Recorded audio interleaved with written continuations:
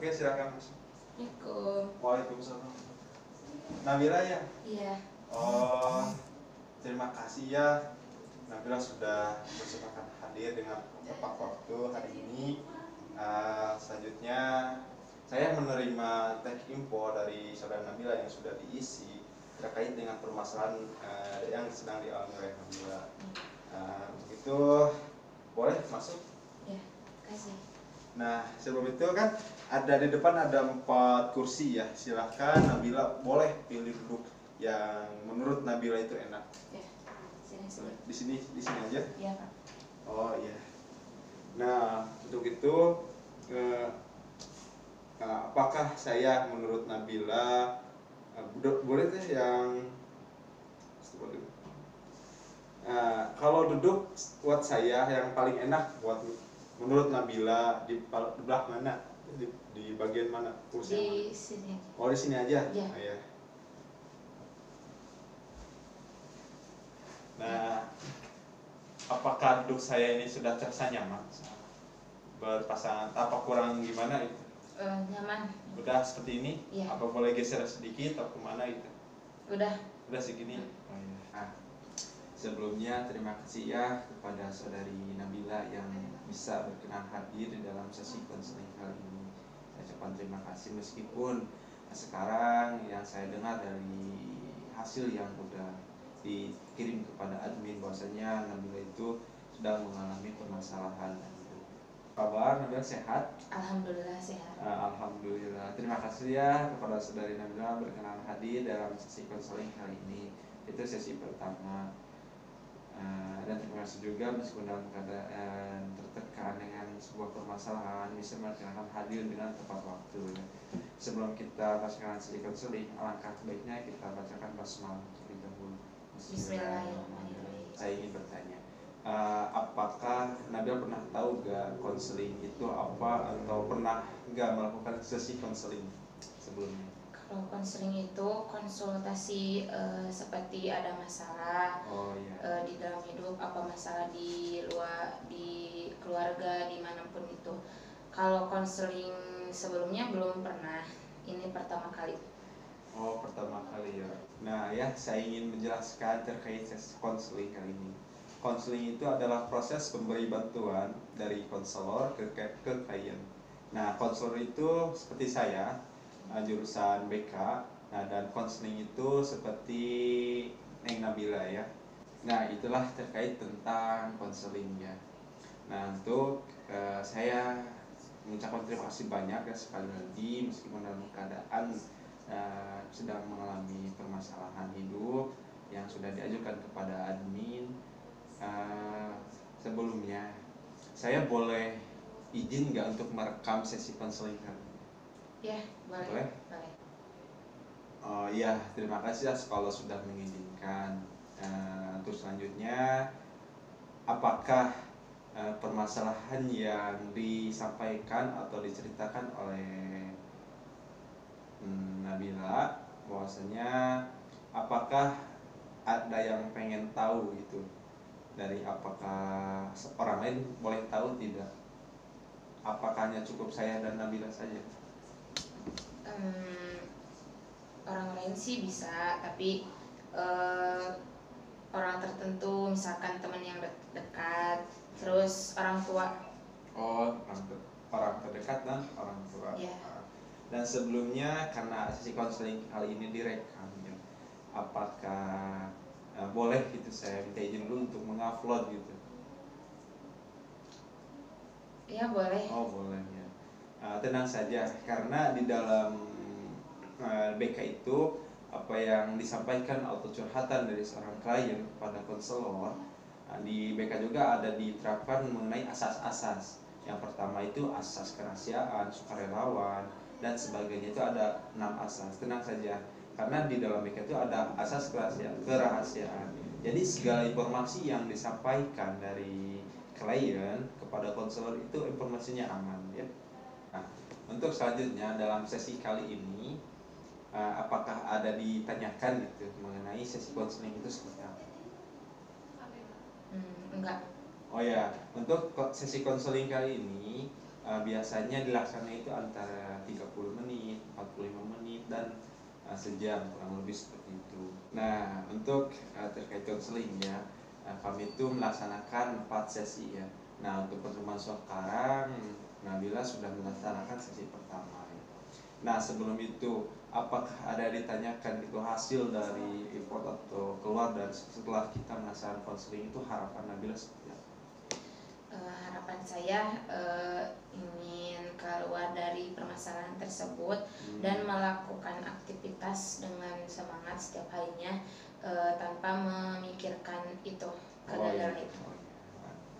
Nah, saya mengajukan pertanyaan terkait permasalahannya. Setelah tadi yang saya dengar terkait dengan hasil yang telah ditarakan, saya mau nanya, siapa yang ingin melakukan perubahan?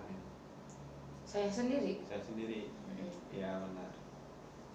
Karena contohnya ibaratnya saya sebagai dokter ya, saya mengasih resep kepada Nabila gitu, ini obat. Nah, terus Nabila itu supaya sakitnya itu mereda, Nabila harus minum obat kan ya. Nah, saya mah cuma menyarankan. Nah, itulah fungsi sebagai konselor. Oke. Apakah boleh saya tahu itu permasalahan yang sedang dihadapi saudari Nabila itu seperti apa gitu? Belum bisa menerima kegagalan yang kemarin-kemarin ya, pas mau daftar mencapai cita-cita yang dicita-citakan dari kecil. Apakah saya boleh tahu cita-cita yang diidamkan dari sejak kecil itu apa? Dari kecil sih ingin menjadi seorang polwan gitu. Oh iya, jadi sekarang tuh Nabila sedang merasakan khawatir karena belum sampai cita-cita itu tidak tersampai gitu. Iya. Oh seperti itu.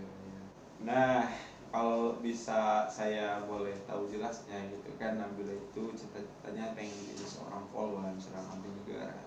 Nah, sedangkan sekarang kan Nabila itu sedang melaksanakan perkuliahan. Apakah cita-cita pengen digapai atau seperti gimana?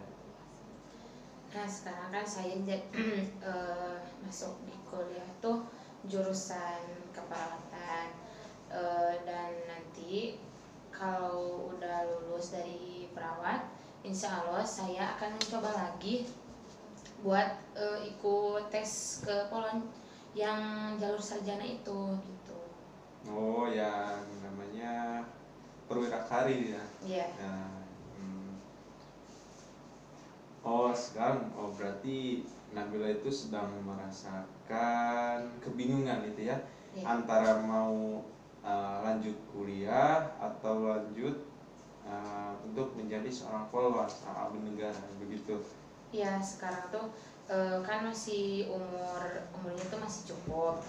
Nah sekarang tuh masih bingung lanjut kuliah apa ikutan lagi tes yang tahun sekarang gitu. Kalau tapi bingung juga, kuliah kan udah semester 3, udah keluarin biaya banyak lah gitu kan, namanya juga perawat pasti banyak keluar biaya. Tapi kalau niatan mah kalau udah lulus nanti kalau sarjana ingin mencoba lagi untuk capai cita-cita dari kecil gitu. Kalau sekarang mah fokus dulu kuliah jadinya tuh gitu, tapi masih bingung itu juga antara lanjut kuliah apa ikut lagi ke tes itu. Jadi kamu merasa khawatir ya terkait dengan mau melanjutin kuliah ataukah kamu menggapai cita-citanya begitu ya. Nah, untuk ini dari saya ya, saran dari saya mah kamu lanjutin aja apa itu namanya kuliah dulu, selesaikan kuliah dan sebagainya. Nah terus kan ada di teknik polisi itu, Polri dan TNI itu ada namanya perwira karir ya. Jadi setiap orang kan ada di, kalau daftar jadi CAS itu ada 2 gelombang. Yang pertama lulusan SMS, SMK atau SMA, dan yang kedua lulusan S1.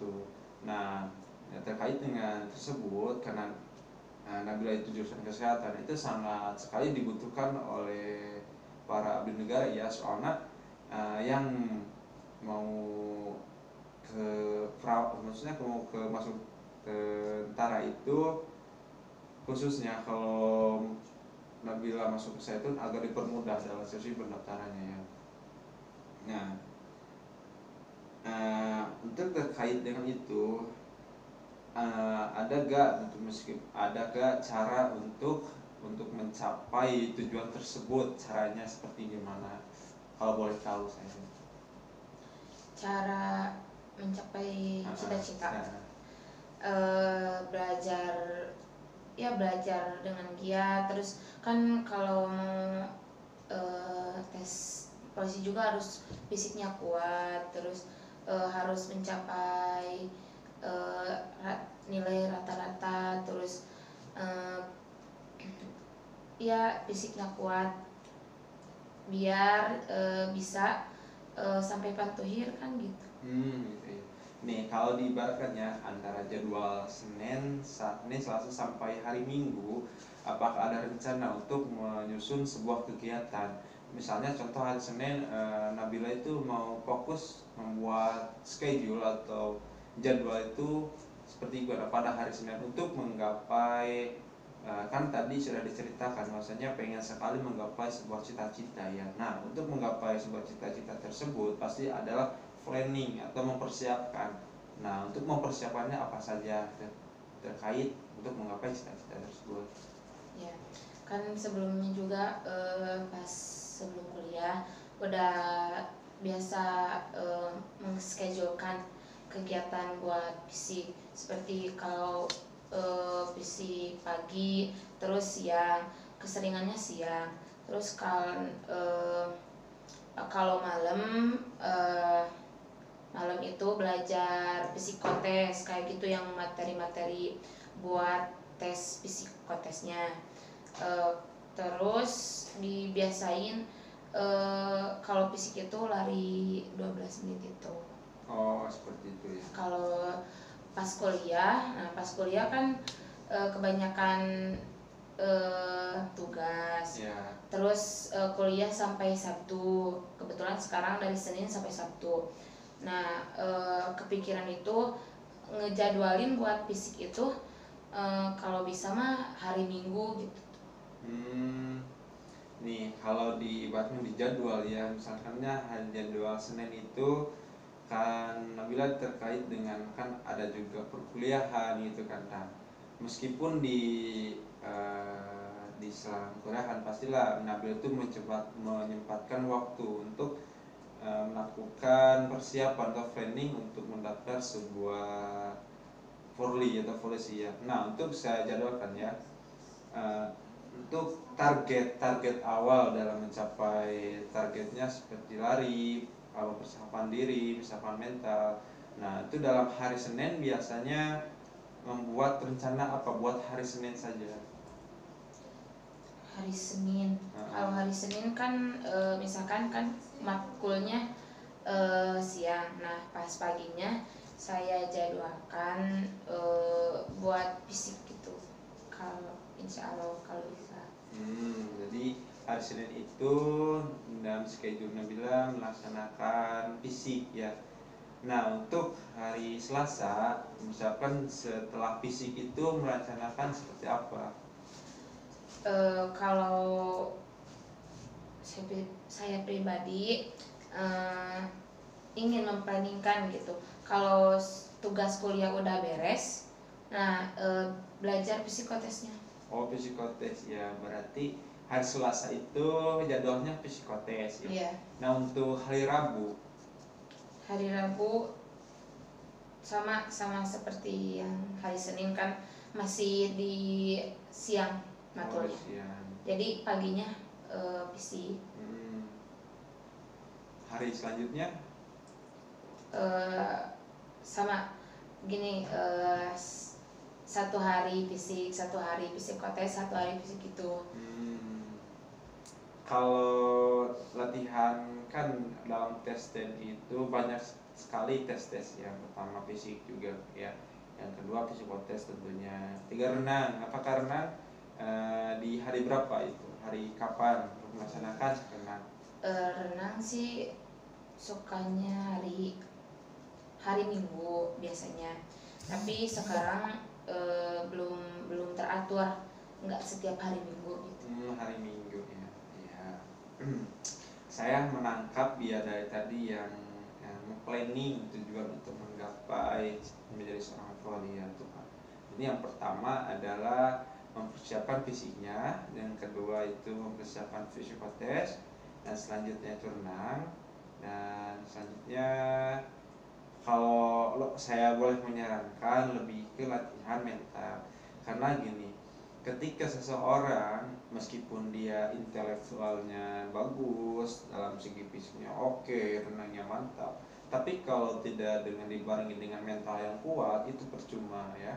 Jadi yang paling pokok utama itu untuk menggapai segala sesuatu yang lebih dikuatkan adalah mental, mental ideologi dan sebagainya ya. Tuh. Nah, jadi yang saya tangkap ada 4 unsur tersebut. Nah, di dalam apakah dalam pelaksanaan tersebut, dalam schedule jadwal dari Senin sampai hari Minggu, apakah akan terlaksana? Itu kan sebagai rencana. Nah, kalau terlaksana atau enggaknya belum tahu, soalnya kan belum schedule-nya belum pasti gitu. Soalnya misalkan ada dosen yang minta matkulnya dipindahin sebenarnya ke hari Senin pagi gitu. Jadi Nabi tuh merasa bingung lagi ya terkait dengan antara perkuliahan, karena perkuliahan itu padat khususnya perawatan. Islam harus melaksanakan schedule planning tersebut ya. Nah, seperti itu ya. Kemudian dari saya terkait dengan saran terbaik dari saya ya. Nabila itu kalau dalam ranah sekarang dan perkuliahan lebih berfokus untuk mengejar perkuliahan dulu. Karena mengapa? Karena setelah lulus jangan gini, jangan pas lagi kuliah terus daftar. Ketika soalnya takutnya kedepannya bisa antara kuliah tidak jadi, jalan-jalan poli gak sampai, jadi artinya stres gitu ya. Nah, lebih baik kamu fokus dulu kepada kuliah. Setelah sampai wisuda langsung daftar ke polisi, seperti itu ya. Dan juga ketika saat melaksanakan perkuliahan juga harus menerapkan schedule atau planning persiapan untuk menggapai tersebut. Tentunya hari Senin melakukan kegiatan tambahan seperti melatih fisiknya, Selasa dan selanjutnya seperti itu. Nah, saya mau bertanya lagi, apakah siapa yang jadi planning itu akan terlaksana oleh siapa? Diri sendiri. Diri sendiri, bukan saya. Bukan. Nah itu ya, kamu harus bisa membagi waktu ya. Seandainya ya, ketika ada berjalannya waktu, kan pasti manusia itu dalam berjalannya waktu, seringnya waktu pasti pikirannya berubah-ubah ya. Nah, terkait dengan tersebut, seandainya Nabil itu malah lanjut ke S2, sedangkan target dari awal sebelum masuk kuliah itu pengen jadi seorang polisi, bagaimana? Kalau seandainya gitu kan, saya pribadi ingin mencoba tes lagi, tapi kalau Allah belum mengizinkan masuk ke tujuan saya tersebut, ya insya Allah saya akan melanjutkan ke S2 gitu, untuk memperluas ilmu lagi, memperluas pengalaman lagi gitu. Ya. Nah, terkait dengan saran-saran yang saya tadi sudah jelaskan untuk schedule planning apakah bisa dilaksanakan oleh diri Nabila sendiri? Insya Allah bisa kalau misalkan emang niatnya yang kuat. Tapi jujur saya sendiri udah membuat planning tapi susah dicapai gitu. Susah Planning dicapainya itu gitu ya. malah keganggu sama yang lain, keganggu sama yang ini gitu. Nah, boleh tahu jelasnya ketika sudah melaksanakan planning persiapan, ada gangguan seperti apa gitu?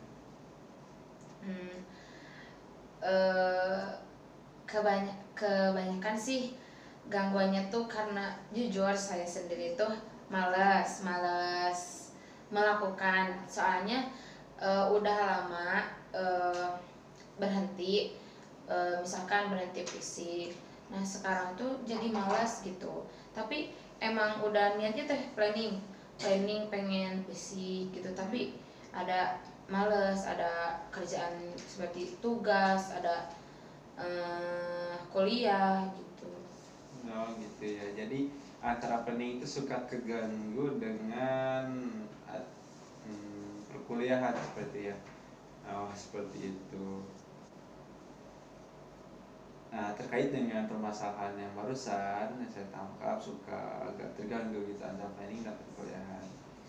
Nah untuk saya tegatkan dalam diri gitu, saya bisa untuk menggabungkan antara planning saya untuk mencapai poli dan bisa perkuliahan pun juga berjalan. Tegatkan dalam diri, kuatkan dalam diri, ya saya pasti bisa ya, seperti itu ya. Nah setelah kita berbincang tadi panjang lebar ya, saya tarik kesimpulan bahwasanya kamu itu pengen menjadi seorang abdi negara, tapi dengan keadaan sekarang sedang kuliah. Jadi kamu tidak boleh menyerah. Kamu harus bisa antara kuliah beres dan cita-cita pun tercapai ya. Setelah beres kuliah kan ada jenjang Tuh. ada jenjang perwira karir ya. Dan saya usahakan di dalam planning dari hari Senin sampai hari Minggu itu semoga terjalankan dengan baik dan rutin gitu ya.